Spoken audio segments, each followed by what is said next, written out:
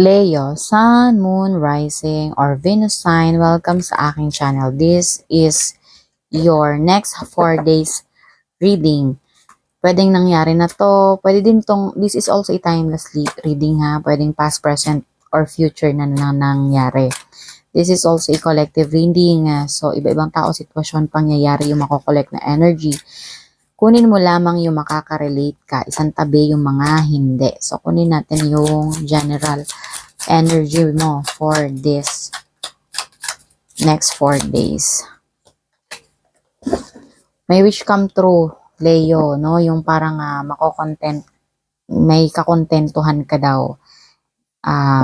May emotional stability, may luxury, yung parang magarbo, yung parang masasabi mo, Leo, na hi, salamat, no, natapos na, or parang sinasabi mo na, hi, salamat, eto na, nagbunga na yung, eto na, masaya na ulit ako. May gratitude ito yung sabi dito. No? So, kuha tayo ngayon ng energy mo pa.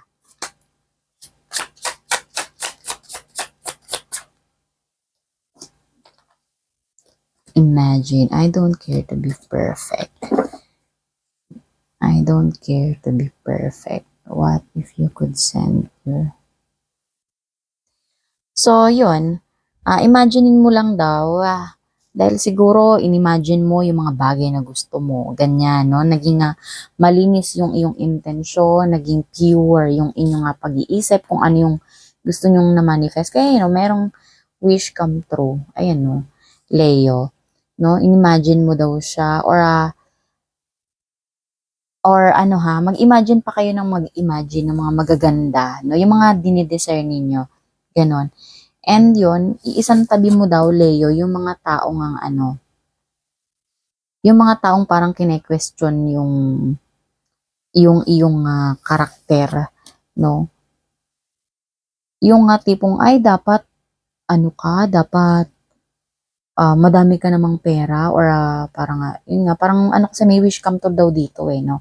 Parang, ang dami mo namang naging pera, dapat, pero bakit ganyan yung kotse mo, yung sasakyan mo? Dapat bumili ka ng malaking, yung yun, dapat 3 yung sasakyan mo, parang ganon.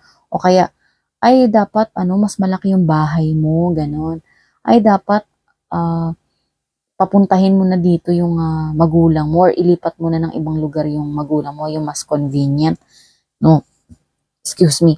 Parang ganon, no? Yung sinasabi ng mga tao sa'yo dito, Leo, no? Kaya daw, parang sasabihin mo or sabihin mo daw, I don't care to be perfect, no? Hindi mo kailangan maging perfecto, no? Para maging masaya yung buhay mo. Mag-imagine ka lang ng maganda, mag-imagine ka lang ng ng kapositibuhan para sa sarili mo, para dun sa mga taong mahal mo sa buhay, ganon. And wag mo daw isipin na, no, yung mga conclusion ng mga tao sa paligid mo. Ganyan, no? Yung iba parang nag-i-spy sa'yo sa social media, ayan, no, parang, ay, ang dami niyang pera, pero bakit, ba't hindi siya magpa-rhinoplasty? Parang ganon, di ba? No? Ay, ano naman yan dati, parang ang yaman niya na ngayon, pero dati, bopols yan. Or again, disclaimer, hindi lahat. So, makaka-resonate lang, na Leo, no? Yan nga, no? Wag mo daw i-mind yung mga tao na parang may nasasabing mali tungkol sa nakaraan mo ba, or sa mga nangyayari sa'yo, parang kine-question nila yung mga wala pa sa'yo. Hindi nila nakikita yung kung anong na-achieve mo ngayon, or ma-achieve mo ngayon, Leo, no? So, sabi pa dito, what if you could send your problems away today, no? So, what if daw, yung iba sa inyo dito parang may pinagdadaanan na problema din, gano'n, no? Paano daw kung halimbawa daw na parang ipasa mo daw sa iba yung iyong problema ngayon, no? Parang ganyan, no? Or maybe this is a warning sign na wag mong ipasa sa iba yung problema mo, ganyan. Baka kasi parang nape-pressure na kayo sa buhay ngayon, Leo. Ganyan, parang gusto mo na lang na, ikaw naman, sige, ikaw naman ang tumulong kay nanay, kay tatay. Ganon. Kasi, mayabang ka. Or ikaw na lang ang tumulong kay nanay at tatay kasi ang dami mong suggestions. Parang ganon Kaya parang meron kang message, parang mag-iiwan ka ng message, meron kang messages or letter is hindi lang naman yan literal na letter, no? Yan ay impormasyon, no? Parang nga ganon, may pagsasabihan ka. Or maybe dahil yung iba sa inyo dito, baka may kamag-anak na sa kabila ng magagandang nangyayari sa'yo or mga tao na nakapaligid sa inyo. Leo, ang dami nyo na ngang na-achieve sa buhay, pero yun nga, kine-question yung mga wala sa'yo, yung mga ganun nga, yung parang hindi mo pa nagawa, ganun, Leo. Kaya yun, baka mapuno ka na, parang yun, kayo pa naman, Leo, ha? Hindi, again, hindi ko nilalahat, ha? Medyo may ano pa naman kayo, prangka, ganun, no? Baka mairita kasi kayo, kasi nga may wish come true, tapos may mga taong nega, no? Sa paligid ninyo.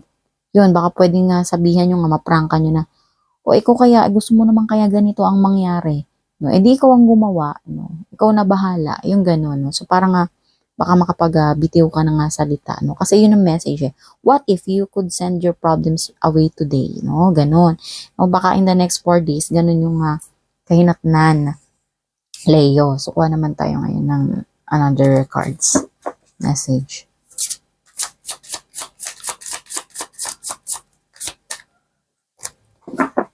So health issues could arise. No? So bantay-bantay din daw sa health, Leo. Alam mo yun, baka mamaya kasi sa kabila ng mga achievement mo sa buhay mo, baka hindi mo na nabibigyan ng health, ng focus pala, I mean yung iyong kalusugan, or maybe baka sa galit mo sa mga nang question sa mga achievement mo sa buhay is baka hindi ka na nakakatulog, ganyan, no? Iniisip-isip mo na sila, so baka maka-apekto yun sa iyong health. So bantay-bantay lang din daw sa iyong health, Leo. Caution. Pag-iingat, find more information, don't overwork yourself. No, so may pag-iingat dito. Ito na naman, sinigundahan ka, health and caution. No, so yun nga, baka dahil nga passionate kayong tao, Leo, no, baka masyado nyo nga binuburo yung sarili nyo sa pagtatrabaho. No, so ano din, pahinga-hinga din, Leo, no? Wag masyado, or baka dahil meron kang gustong tulungan, ma-achieve sa buhay, ganun. No, hindi mo na naiisang tabi mo na yung iyong health. Yes, luck is on your side. Alam mo, sunod-sunod kayong lumabas tong barahan na ito, no? So, mananatili sa'yo yung kaswertihan, Leo, no? Magpapatuloy yung kaswertihan sa iyong buhay, Leo. Sinisigundahan ka kasi meron namang wish come true, and yun, sabi dito, magpapatuloy daw yung kapositibuhan sa iyong buhay, Leo. So, kuha naman tayo ngayon ng elixir message.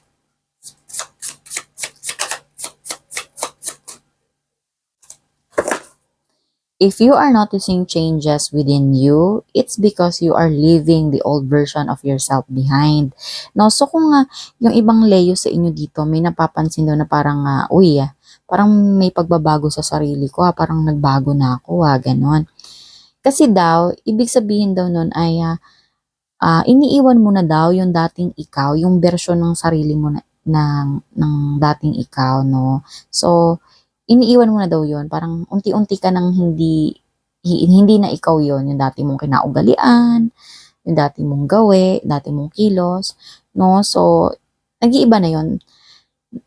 And siguro in connection dito sa 9 of Cups, kasi nga siguro dahil baka may wish come true, no? So, alam mo na kung sino yung mga taong kailangan mong iwan, yung mga taong kailangan mong hindian, ganun. Pero hindi ibig sabihin nun na masamang tao ka or talagang nagbago ka for worse, no? It is for the better, no? Yun ang sinasabi dito. You're elevating and shedding unnecessary layers. Kasi ikaw daw ay tumataas, lumalago, you know? At tinatakpan mo na daw yung mga yung mga layer ng buhay mo, no, o yung mga bagay-bagay sa buhay mo na hindi na kailangan ng iwanan, no. Old cycles are ending, no. Yung ibang sitwasyon ng buhay mo isa tapos na. Siguro yun nga, yung kahirapan, pwedeng tapos na, ganyan. Yung kakapusan, kakulangan, ganon, yung kalungkutan, yun, tapos na daw yun. And new beginnings are on the horizon. No, yung bagong panimula, no, yung mga panimula ay paparating na. You deserve this new chapter. So yun, deserve mo daw ito nga bagong yugto ng buhay mo. So yun yung message mo for this coming 4 days. Leo, kung nagustuhan mo itong reading na ito, please like and subscribe to my channel. Thank you.